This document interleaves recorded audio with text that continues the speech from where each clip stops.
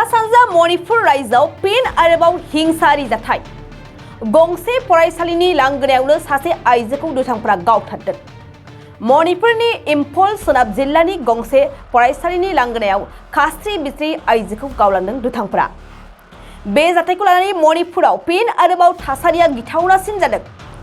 थारैनो हिंसायारिनि अरजों जोंब्लावनाय मणिपुराव दायो असान्थियानो असान्थि। गोजोन थासारिखौ हादरनि आरो मणिपुरनि गासै नोगोरारिफ्रानो हास्थायगासिनो। नाथाय बे रायजोआव दासिमबो हिंसायारिनि अरा गोमोराखै। बबेखानि कुकी आरो मेथाइ मोन्नैबो हारिया गंग्लायनानै थायाखै। जायनि जाहोनाव बे हिंसायारिनि थासारिया गाज्रिनिफ्राय गाज्रिसिन महर लादों। हिंसायारिनि जागायजेननाय समाव न'-बां सावलायनाय थासारिखौल' नुनो मोन्दोंमोन। नाथाय दायो सुबुंनि जिउ फोजोबस्रांनाया मणिपुर रायजोआव सोलिगासिनो। बे रायजोआव सुबुंजों सुबुं अनलायनाय सुबुंथिया दायो गैया जालांदों। ओरैहाय मिरु सरकार आरो मणिपुर सरकारा बे मोननै हारिनि हिंसायारि थासारिखौ फोजोबस्रांनो नाजादोंमोनब्लाबो फारसेनिफ्राय फेलें जादों। जायनि थाखाय न'-बां सावजानाय गोबां रोजा रोजा सुबुंफ्रा थांनाय 2 दाननिफ्रायनो रैखाथि बादायाव थागासिनो दं।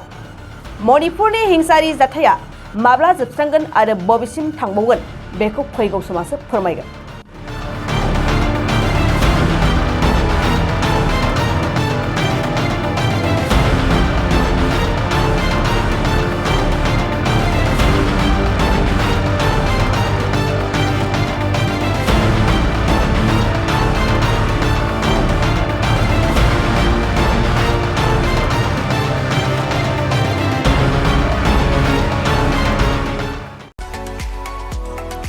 नैरोजा 23-24 सोलोंथाइ बोसोरनि थाखाय गोदान मुं थिसननाय लानानै फैदों डन बस्क' डिग्री कलेज सापागुरिया।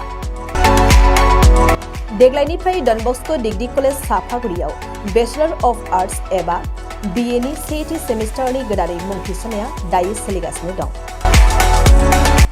चिरां जिल्लानि सापागुरियाव थानाय डन बस्क' डिग्री कलेजआ देग्लायनिफ्राय BA थाखोनि सेथि सेमिस्टारनि थाखाय गोदानै एडमिशन लानायजों लोगोसे बड', इक'नमिक्स, इंलिश, एडुकेशन, हिस्टरी आरो पलिटिकल साइन्स आयदानि थाखाय BA अनार्सनिबो खाबु दं। गोग्गो सोलोंथाइनि थासारिजों लोगोसेयैनो डन बस्क' डिग्री कलेज सापागुरियाव आलादा आलादायै हौवा हिन्जावनि थाखाय हस्टेलनि खाबुबो दं। जुदि फरायसाफोरा डन बस्क' डिग्री कलेज सापागुरियाव BA सेथि सेमिस्टारनि थाखाय गोदानै एडमिशन लानायनि सायाव आबुं बाथ्राखौ मिन्थिनोब्ला नैबे मबाइल नम्बर 9365519959 आव थोंजों सुला लानो हागोन।